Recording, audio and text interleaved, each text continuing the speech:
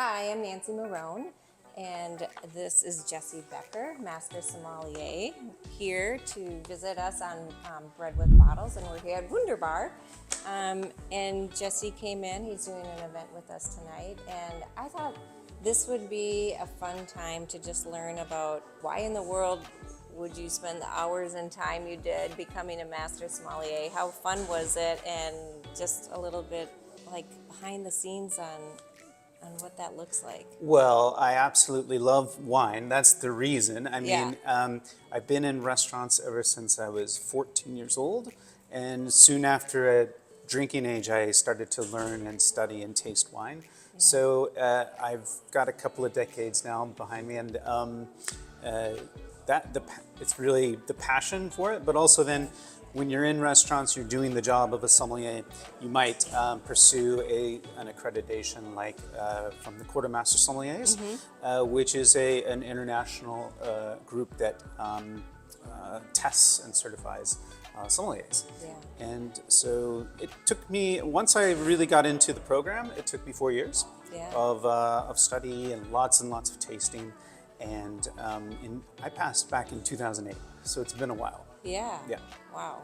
So 270 There's some 270 Master Sommeliers worldwide. Yeah. Since the exam was first given in London in the early 1970s. Yeah. So it's a pretty small group.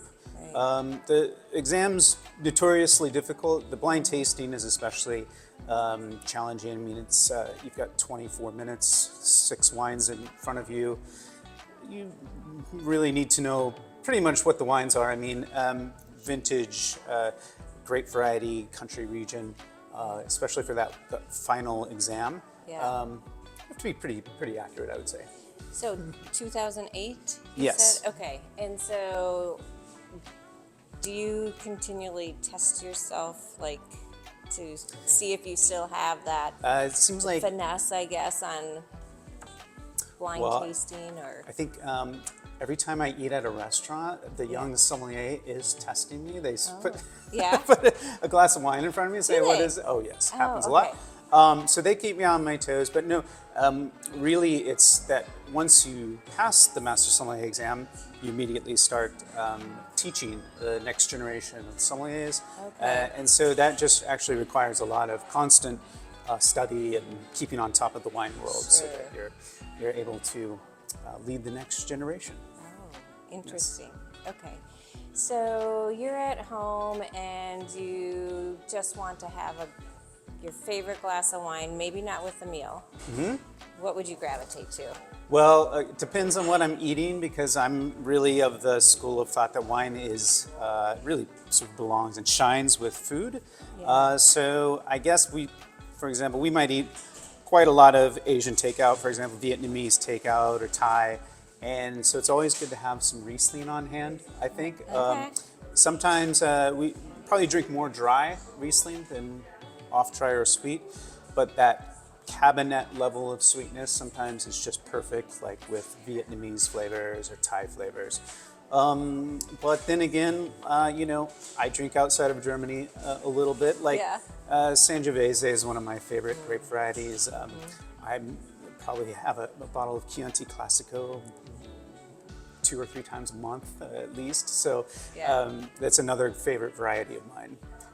Pinot Noir maybe is my absolute favorite red grape, which is Pinot, Riesling, and Champagne, and this is the trio that most sommeliers sort of gravitate towards. So, yeah. Fun.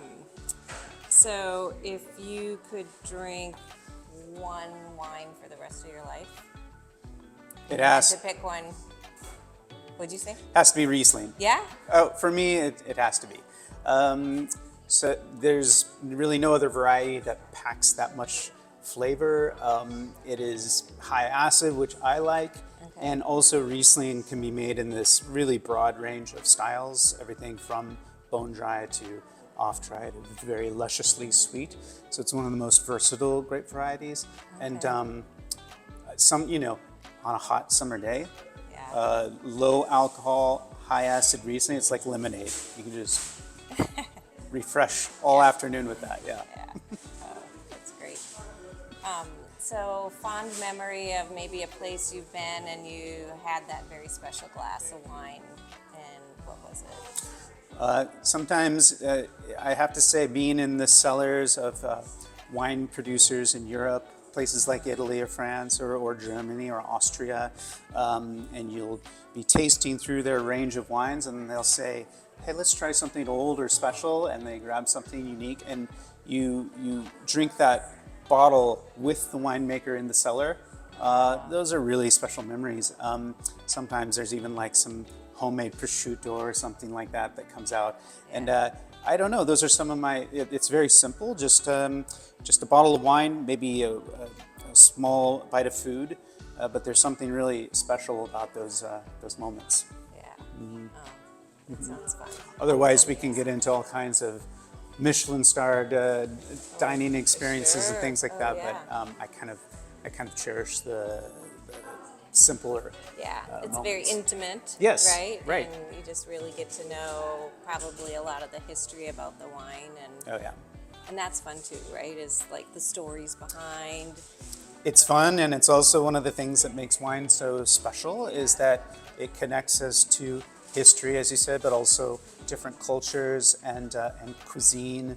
And so, to me, what is something that makes wine really, really unique. I found too, and our wine bar's only been open a very, very short time, but it's just that sense of community. Yeah. That wine like just brings people together, and we can have people at the bar, and all of a sudden, people are talking, across, and what are you having? Sharing bottles and Yeah, tastes and things like that. Yeah. That's, Yeah, again, wine, it's magical stuff. yeah, it sure is. Well, thank you. Appreciate you being here. Looking forward to tonight, and yeah, appreciate you. Thank you to you, Cheers. Nancy, and to Aki's for having me. Yeah. Cheers. Cheers.